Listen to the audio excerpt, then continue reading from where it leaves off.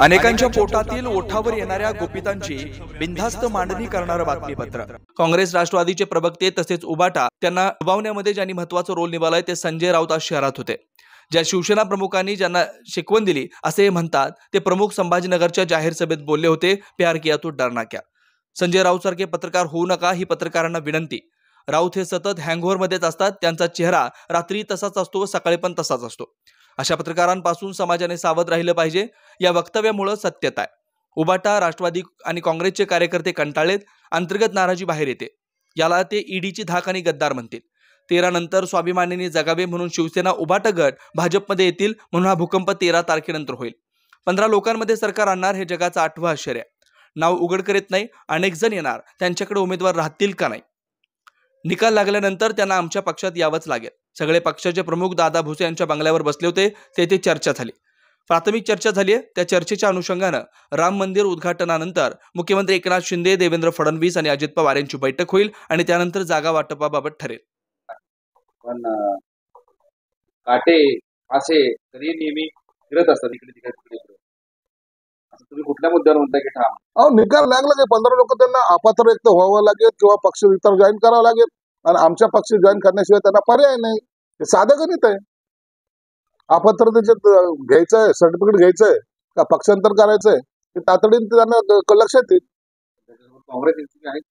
Congress NCP त्यांचा विषयच कुठं राहिला। त्यांना फोडायला आता आमचा संजय राऊत मजबूत आहे। ते आम्ही सुपारी संजय राऊतला दिलेली आहे। आताही तुम्ही पाहिले तर राष्ट्रवादीमध्ये असलेले जे काही 2-4 चेहरे आहेत असं ते मानतात, त्यांच्यामध्ये जे काही वादविवाद चालू आहे, म्हणून काल एका त्यांच्या माजी नेत्यांनी सुद्धा सांगितलं की राष्ट्रवादी फोडायला आता इतरांची गरज नाही, ते आपसातच फुटतील आणि त्यांचं पुन्हा कोणत्या पक्षात जातील। मला वाटतं लवकरच त्यांचं सुद्धा काँग्रेसमध्ये विलीनीकरण होईल की काय अशी शंका वाटायला लागली। त्या निवडणुकीचं रणशिंग गेलं आहे आणि गिरगावामध्ये अरविंद सावंतांसाठी आदित्य ठाकरे स्वतः मैदानात उतरणार आहेत आणि ते सभा घेऊन वा वा काय निशाणा साधणार। वा वा वा आदित्य ठाकरे सभा म्हणजे बाळासाहेबांची सभा ना ती। काय काय चाललंय चिल्लर पोर खेळ। रणशिंग काय फुकत आता हे ऐतिहासिक शब्द वापरायचं बंद करा। अरविंद सावंतसाठी आता रणशिंग फुंकलंय। अरे महाराष्ट्रात फिरा ना बाबा, तर शेतकऱ्यांचं काय चाललंय ते पहा ना। ते आरक्षणाच्या मुद्द्यावर जे रान पेटलं त्याच्याकडे लक्ष द्या ना। तुम्हाला टेंडर आणि ते मुंबई महानगरपालिका त्याच शेंबड्यात पडलेल्या माशीसारखं तिथंच घुटमळाची जी सवय आहे ती आता बंद करा। लोकांना याच्यात काही इंटरेस्ट राहिलेला नाही। बाहेरची जागा ही निलेश राणेंना मिळावी यासाठीचा आग्रह आहे आणि त्या ठिकाणी नारायण राणे राज्यपालपदी त्यांची वर्णी लागेल। या सगळ्या गोष्टीच्या ज्या अफवा चाललेल्या आहेत या इलेक्शन काळामध्ये चालत असतात, त्याच्यावर चर्चा होत असते। अनेक लोक इच्छुक असतात, अनेक लोक पक्ष बदलत असतात, म्हणून या चर्चा जोपर्यंत आचारसंहिता लागत नाही तोपर्यंत ही चालत राहणार आहे। म्हणून यावर आता बोलणं उचित नाही। ज्या वेळेला ती निवडणूक लागेल त्या टायमाला कळेल की कोण कोणत्या पक्षात आहे। आजकाल कुणाचा कोणत्या पक्षात कधी जाईल याचा काही भरोसा नाही। म्हणून आम्ही जे काही बोललोय भूकंप होईल किंवा हे सर्व होईल त्या अनुषंगानेच आम्ही सुद्धा हे असे स्टेटमेंट दिलेले आहेत। म्हणून थोडं थांबा, वाट पहा। 10 तारीख ही अत्यंत त्यांच्यासाठी महत्वाची आहे आणि 10 तारखेला मला वाटतं आता 4 दिवस बाकी आहेत। 4 दिवसानंतर कोण कोणाला पेढा भरतोय हे तुम्हाला पाहायला मिळेल।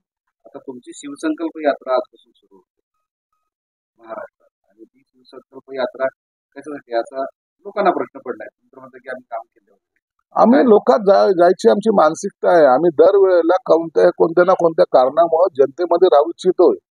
आम्हाला घरात बसून राज्य चालवायचं नाही, म्हणून आजही मुख्यमंत्री मुंबईच्या रस्त्यावर उभे राहिले तुम्हाला दिसत आहे। महाराष्ट्रामध्ये पहिल्यांदा अशी घटना कधी झाली नाही, ती घटना आजही मुख्यमंत्री करतायत। तुम्ही पाहिलं रात्री मुख्यमंत्री येतो तर सकाळी पुन्हा आमच्या कार्यक्रमाला ते हजर आहेत। काम करत राहिलं पाहिजे। मुख्यमंत्र्याचं एक वाक्य सर्वात महत्वाचं, तुम्ही टीका करा, आम्ही काम करू, आम्ही कामाने तुम्हाला उत्तर देऊ, हेच आमच्यासाठी महत्वाचा विषय। गिरीश महाजनानं जे वक्तव्य केलंय की 15 दिवसामध्ये भूकंप होणार आहे, 13 तारखेला भूकंप होणार आहे, यामध्ये सत्यता आहे।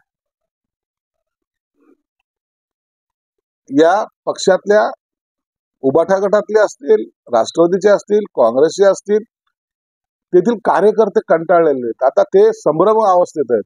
नेमकं आम्ही कोणत्या पक्षाचा झेंडा हाती घ्यायचा आहे, आणि म्हणून त्यांच्यात असलेली अंतर्गत ज्या नाराजग्या आहेत त्या आता बाहेर येतील. त्यांना हे लोक ईडीचं नाव देतील. म्हणजे गेले ते गद्दार, ते धोकेबाज, त्यांना ईडीचा धाक होता, असे सगळे वाक्य हे वापरणार आहेत. परंतु कार्यकर्त्यांनी सुद्धा, इतर पक्षाच्या नेत्यांनी सुद्धा हे मनोमन ठरवलंय की आता या लाथाळीमध्ये बसण्यापेक्षा आपण एक आपल्या स्वाभिमानानं इतर पक्षात जाऊन, मग ते शिवसेना असो का भाजपमध्ये जाऊन आपण आपल्या स्वाभिमानानं जगावं. म्हणून हा मोठा भूकंप ह्या 13 तारखेनंतर होईल.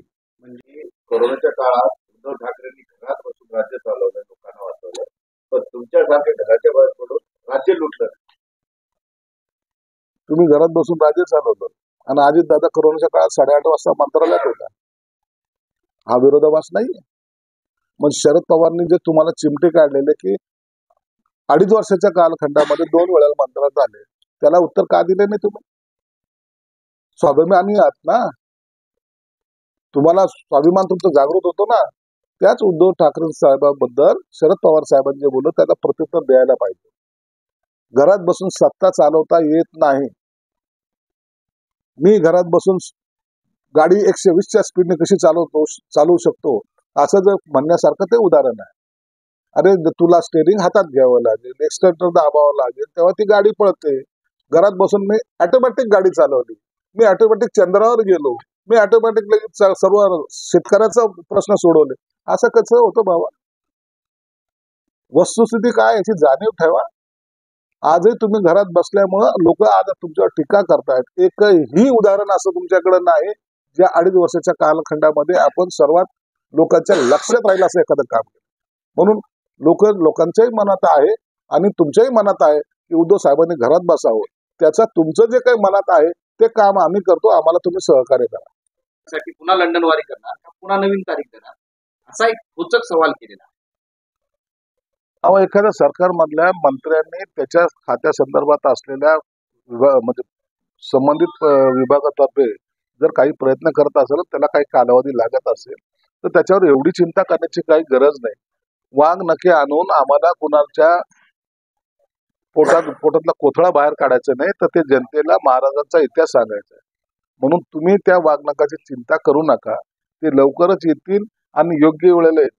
आम्ही कोणतेही काम योग्य वेळेला योग्य ठिकाणी निश्चित करतो हे त्यांना चांगल्या प्रकारे माहित आहे.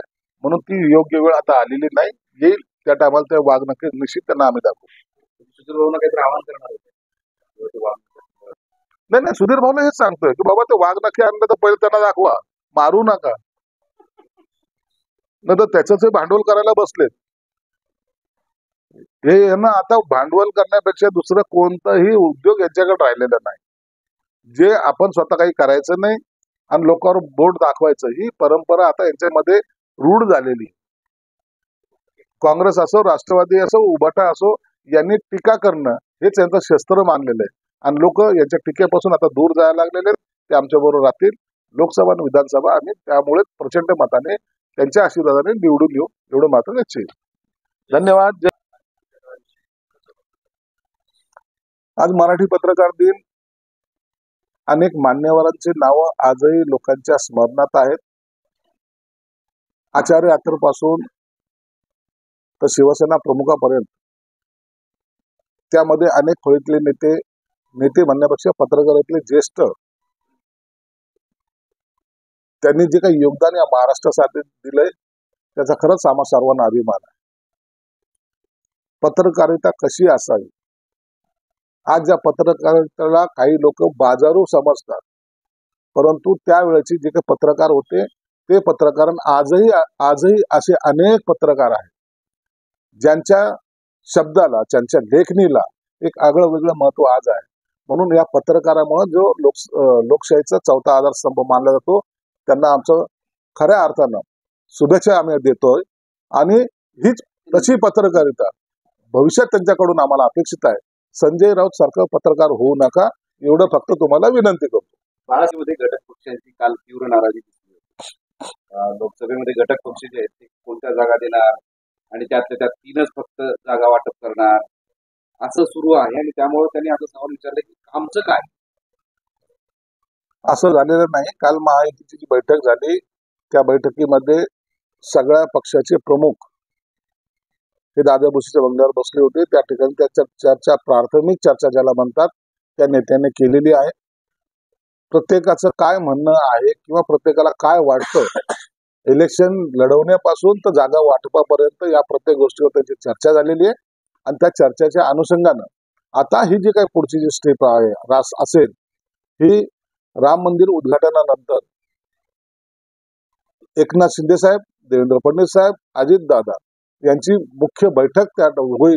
आणि त्यानंतर जागा वाटपाचा निर्णय, लोकसभा लढवण्यासाठी कोणते पूरक मतदारसंघ याची चाचपणी, हे सर्वाचा आढावा त्या 22 तारखेच्या उद्घाटनानंतर घेतला जाईल.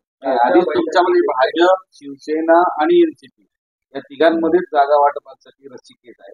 मग त्या घटक पक्षातले जे छोटे छोटे आहेत त्यांच्या वाट्याला काय येणार आता?